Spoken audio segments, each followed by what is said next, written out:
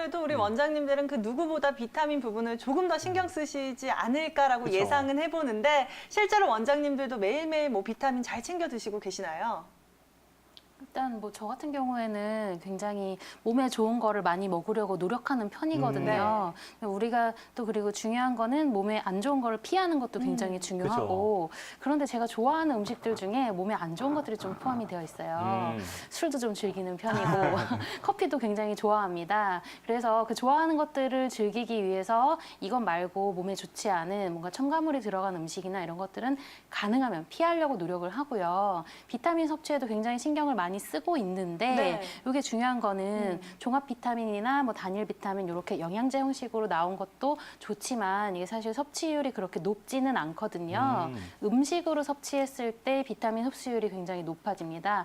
왜냐하면 음식에는 비타민 말고도 다른 영양소들이 같이 들어있는데 이것들이 복합적으로 작용하면서 흡수가 잘 되기 때문에요. 혹시 영양제로 복용하고 계시는 분들 계신다면 식사를 하신 다음에 섭취를 하시면은 흡수에 조금 더 도움이 될 수가 있고 가능하면 음식의 형태로 비타민을 섭취하시는 게 좋을 것 같고요. 저는 뭐 당연히 한약으로도 비타민을 많이 섭취를 하고 있죠. 네. 나한테 맞는 식단이라고 하는데 그럼 구체적으로 어떻게 식사를 하라는 건지 굉장히 많이 궁금하실 그쵸. 거예요. 그거는 다양한 방법들이 있는데 이게 원칙적으로는 골고루 규칙적으로 섭취를 하셔야 되고 우리 빅나리 아나운서뿐만이 아니라 현대인들 모두 식사를 거르기가 쉽고 또 때로는 내가 좋아하는 음식 위주로만 그리고 뭐 회사에서 근처에서 식사를 해야 한다면 뭐 식단이 제한적일 수밖에 없는데요. 네. 그런 경우에 일일이 뭐는 뭐 얼만큼씩 들어있고 따져서 음식을 먹는 건 사실 쉽지가 않거든요. 맞아요. 그쵸. 그래서 여러분들께서 중요하게 생각하셔야 되는 거는 제철 음식입니다. 제철에 나는 음식들을 충분히 드셔야 영양소와 그리고 비타민, 무기질 이런 것들을 골고루 잘 섭취를 하실 수가 있고요. 그리고 제가 추천드리고 싶은 거는 여러분 요즘에 겨울이라 많이 나는 이 밀감 있잖아요. 밀감. 이거 제주도산인가요? 제주도에서 네 왔겠죠. 같이 갖고 네. 오신 것 같아요. 이 밀감에는 여러분들 많이 아시다시피 과육 안에 비타민 A와 C가 굉장히 많이 들어있거든요. 비타민 A가 많이 들어있는 거는 모르시는 분들도 있었을 것 같아요. 어쨌든 이 제철 과일에는 갖가지 비타민들이 들어있는데 그 계절에 꼭 필요한 영양소들이 들어있는 경우가 거의 대부분이기 때문에요. 비타민 C가 부족해지기 쉬운 겨울철에는 이 밀감을 많이 드시는 게 좋을 것 같고 아실 수 있을지 모르겠는데 이 밀감의 껍데기를 가지고 약재를 만듭니다.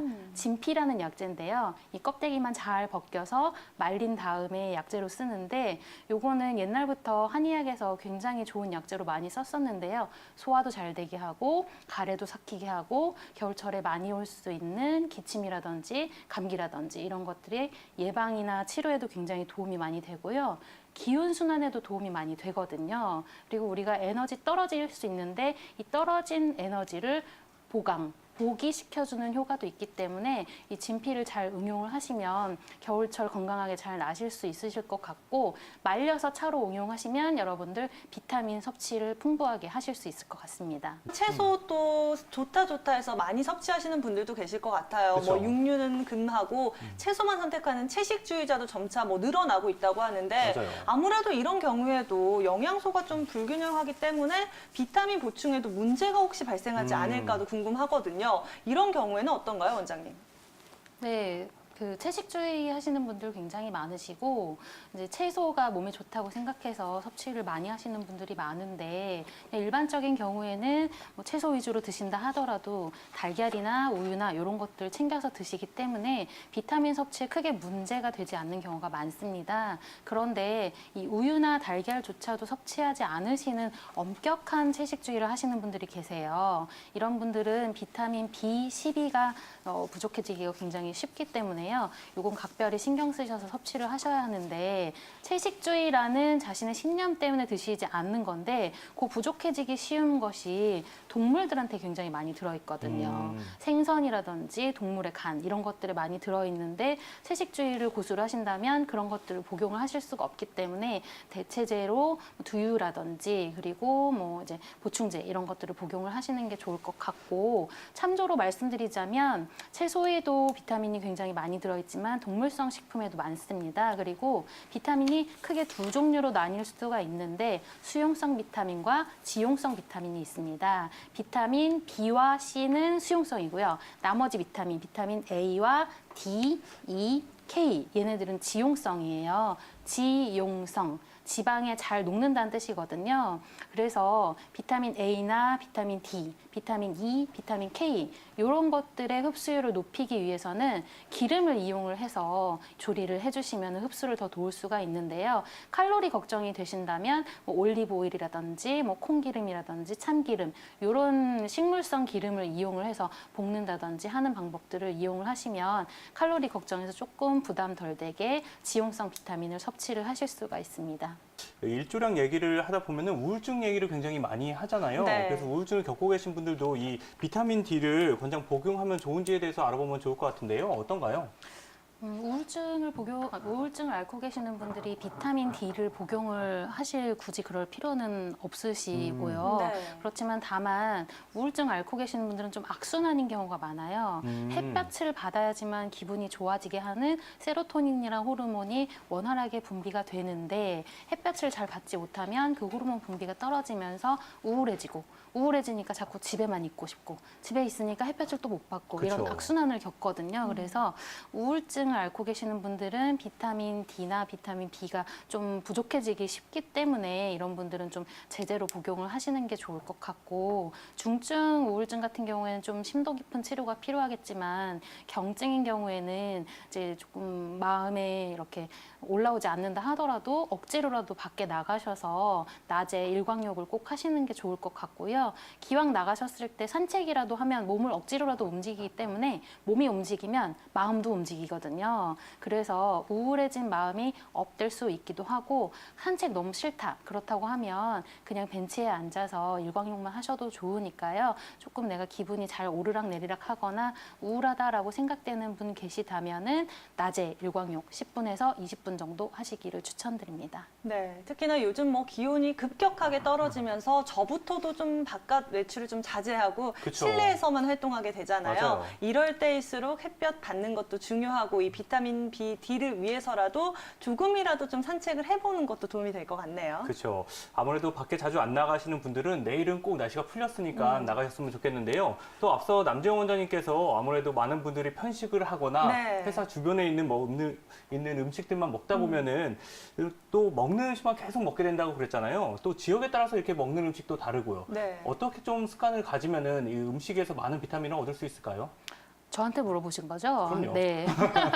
답변을 고민하고 있었어요. 저 같은 경우에도 이제 저도 어차피 직장인이니까 한의원에서 일을 하다 보면 한의원 주변에 있는 식당만 좀 가게 되는데 맞아요. 그렇게 하다 보면 먹는 게 당연히 한정될 수밖에 없잖아요. 그래서 이제 식당들을 이제 우리가 의식적으로라도 여러 군데 다니면서 다양하게 섭취를 하시는 게 좋을 것 같고 배달 음식은 오히려 더 한정적이거든요. 그래서 기왕이면 주변에 있는 음식점 한정이 되어 있지만 그래도 밖으로 나가셔서 식당 오늘은 이 식당, 내일은 이 식당 그리고 중요한 거는 식당에서는 아무래도 조미료를 좀 많이 쓰게 마련이니까 국물 종류 같은 것들은 좀 피하고 밑반찬들을 좀 챙겨 드시는 위주로 해서 밑반찬도 양념 너무 강하지 않은 것들로 챙겨 드시는 게 좋을 것 같고요. 기왕 나가신 김에 한 10분 정도 산책을 하시면 운동도 되고 비타민 D의 흡수율도 올라갈 것 같습니다. 남재영 원장님, 이분의 증상 어떻게 보시나요? 일단 머리가 아프시면 굉장히 괴로우실 것 같아요. 전신적인 무력감도 좀 느껴지실 수 있을 것 같고 그리고 우리 시청자분께서는 뇌혈류 흐름이 좀 빠르다고 진단을 받으셨기 때문에 더더욱 걱정이 되실 텐데 전체적인 두통도 있으시고 편두통도 있다고 하셨어요. 전체적인 두통은 머리 말 그대로 머리 전체적인 두통을 말씀을 하시는 거고 편두통은 한쪽 편측으로 오는 두통을 말을 하는데 이게 이제 잘 구분을 해야 하는 게 대부분의 환자분들께서 전체적으로 머리가 아프신데 그 강도가 굉장히 센 경우에 편두통이라고 표현하시는 경우가 있습니다. 근데 일반적인 두통은 이제 원인이 없는 경우가 80% 이상이고요. 편두통은 혈관성으로 오는 경우가 굉장히 많아서 한쪽의 두통이 극심하게 오면서 혈관성 박동, 쿵쿵 하고 울리는 느낌이 올 때도 있고 때로는 구역질이나 구토감이나 이런 것들이 동반되기도 하고요. 편두통의 경우에는 빛에 노출이 된다든지 큰 소리가 나는 시끄러운 곳이라든지 그런 곳에 가면 더 심해지는 경우가 굉장히 많습니다. 아무래도 이 편두통, 이 머리 쪽에서 나타나는 증상인 만큼 혹시나 뇌 쪽에 또 다른 이상이 발생하지 않았을까라고 걱정하시는 분들도 맞아요. 계시잖아요. 남재영 원장님, 그렇다면 혹시 뇌졸중 전조 증상으로 이와 같은 두통이 발생할 가능성 충분한가요? 충분히 있습니다. 일단 뇌졸중은 뇌경색과 뇌출혈 이렇게 두 가지로 구분을 해볼 수가 있는데요. 머리 안에 있는 뇌, 이건 신경의 집합체입니다. 근데 이 신경에도 양분과 산소를 공급을 해줘야 하고 그것들이 사용되고 난 다음에 노폐물이 생성이 됩니다. 이것들이 잘 오기 위해서 혈관이라는 통로를 통해서 양분을 공급을 하고 노폐물을 빼내게 되는데요. 쉽게 말씀드리면 뇌 안에도 혈관이 있다는 겁니다. 그런데 이 뇌는 혈관은 파이프 같이 생겼잖아요. 이 파이프가 찢어지게 되면 밖에서 찢어지게 되면 멍이 드는 겁니다. 그런데 머리 안에서 찢어지게 되면 그게 뇌출혈이 되는 것이고요. 이 파이프 구조가 찐득하게 막혀서 그게 문제가 되는 거라면 뇌경색이 되는 겁니다. 그래서 뇌출혈과 뇌경색 이렇게 두 가지로 뇌졸중을 구분을 할 수가 있는데 뇌졸중이 생기기 전에 전조 증상, 이 징조라고 하죠. 그런 것들 중에 대표적인 것이 두통입니다. 그래서 머리가 아플 때 대부분 굉장히 많이 두려워들 하세요.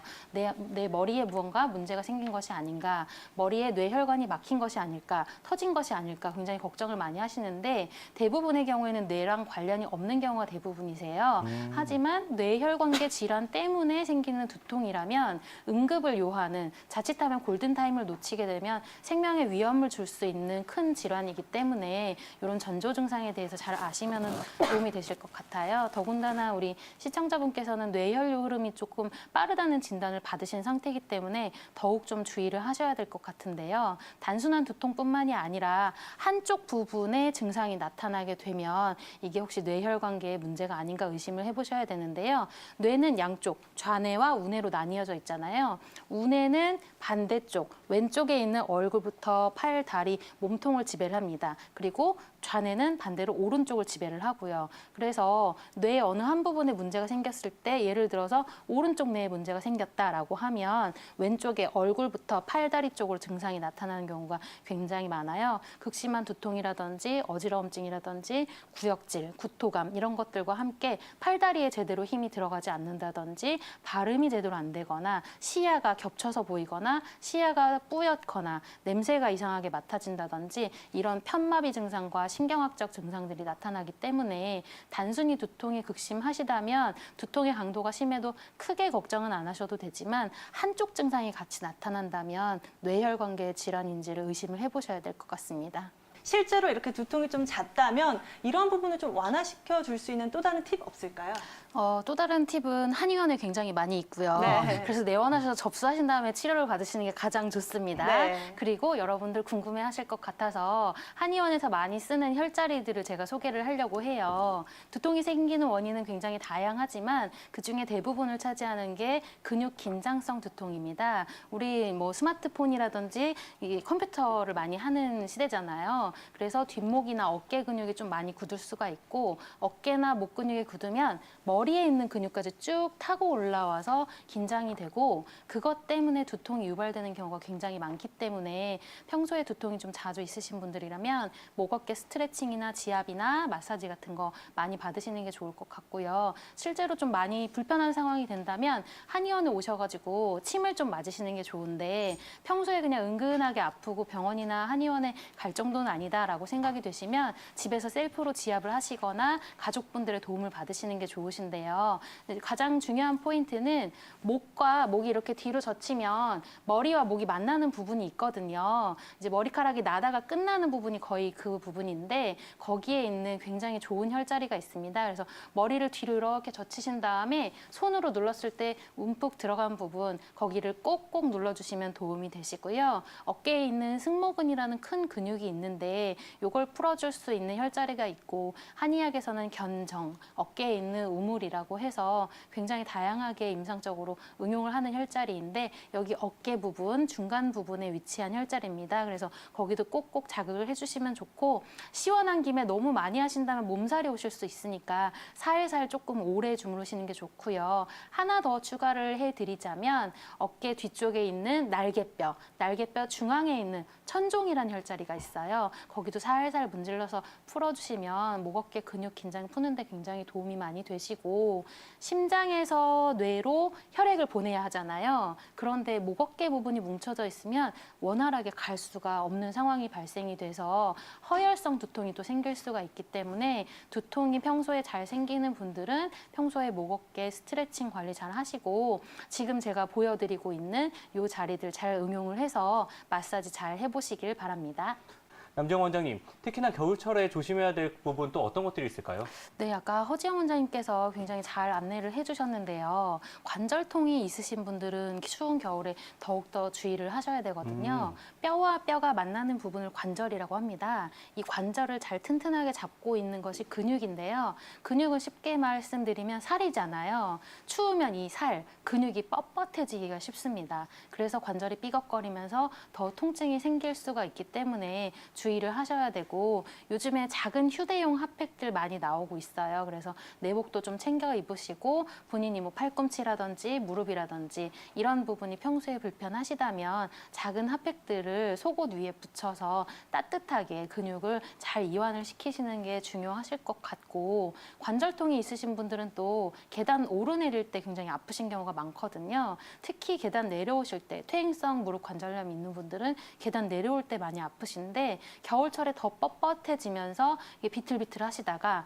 넘어지게 되시는 경우가 굉장히 많거든요. 그렇게 되면 엎친 데 덮친 격으로 원래부터 무릎도 안 좋으신데 넘어지는 바람에 여기저기가 더 쑤시는 증상이 생기실 수가 있으니까 계단 내려오실 때 각별히 주의를 하시고 항상 보온에 유의하시기를 바랍니다.